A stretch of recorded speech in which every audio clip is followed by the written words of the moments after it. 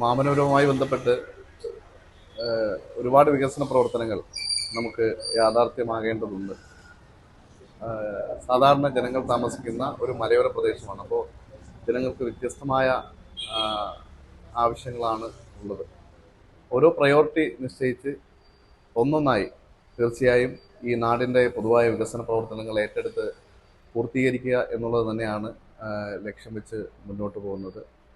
നമുക്കറിയാം, പ്രധാനമായും നമ്മുടെ ഒരു മലയോര പ്രദേശമാണ്. വനത്താൽ ചുറ്റപ്പെട്ട് കിടക്കുന്ന ഒരു പ്രദേശത്ത് വ്യാപകമായിട്ടുള്ള വന്യമൃഗ ശല്യം.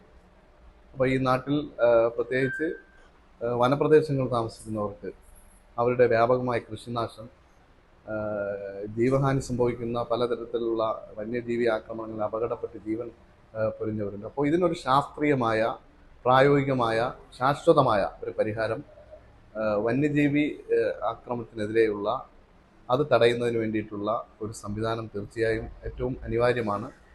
അത് സമയബന്ധിതമായി പൂർത്തീകരിക്കുക എന്നുള്ളതാണ് പ്രധാനമായും കാണുന്നത്.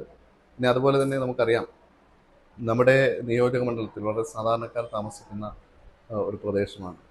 അവർക്ക് മെച്ചപ്പെട്ട ഒരു ചികിത്സാ സംവിധാനം ഇതുവരെ നമുക്ക് യാഥാർത്ഥ്യം ആക്കാൻ കഴിഞ്ഞില്ല എന്നുള്ളതൊരു വസ്തുതയാണ്.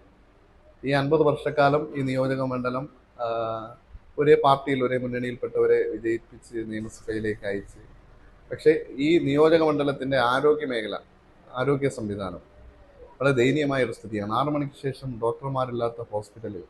അപ്പം അതിനൊരു മാറ്റം വരണം.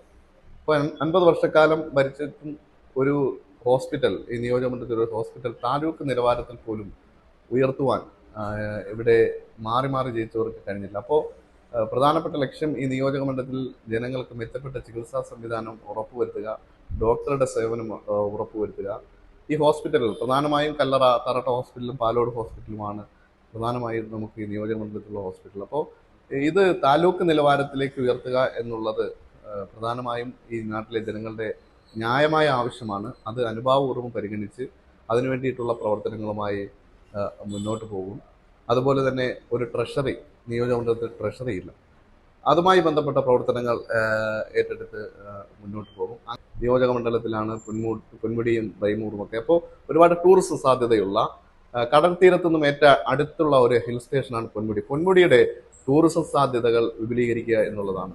അപ്പോഴും പൊന്മുടിയെ സംബന്ധിച്ചിടത്തോളം വളരെ എക്കോളജിക്കലി സെൻസിറ്റീവ് ഏരിയയായ, പാരിസ്ഥിതിക ദുർബല പ്രദേശമാണ്. അപ്പോൾ അവിടെ തെറ്റായ നിലയിൽ പരിസ്ഥിതിക്കിണങ്ങാത്ത രീതിയിലുള്ള ചില പ്രവർത്തനങ്ങൾ, നിർമ്മാണ പ്രവൃത്തികളൊക്കെ ഉണ്ട്. അപ്പോൾ അതിനെയൊക്കെ വളരെ ഗൗരവത്തോടു കൂടി കാണും.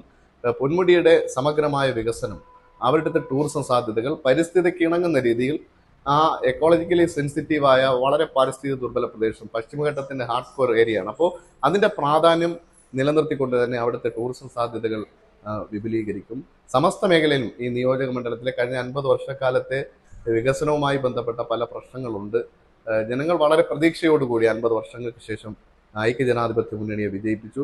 അപ്പോൾ ജനങ്ങളുടെ പ്രതീക്ഷയ്ക്കൊത്ത് വലിയ ഉത്തരവാദിത്തമാണ്. ആ ഉത്തരവാദിത്തത്തിന്റെ ഗൗരവം പരിപൂർണമായും ഉൾപ്പെടുത്തുകൊണ്ട് ഈ നിയോജക മണ്ഡലത്തിന്റെ സമഗ്രമായ വികസന പ്രവർത്തനങ്ങൾ ഏറ്റെടുത്ത് ഒന്നൊന്നായി, ഘട്ടം ഘട്ടമായി, സമയബന്ധിതമായി പൂർത്തീകരിക്കാൻ കഴിയുന്ന ഓരോ പ്രവർത്തനങ്ങളും ഏറ്റെടുത്ത് മുന്നോട്ട് പോകും എന്നാണ് പറയാനുള്ളത്.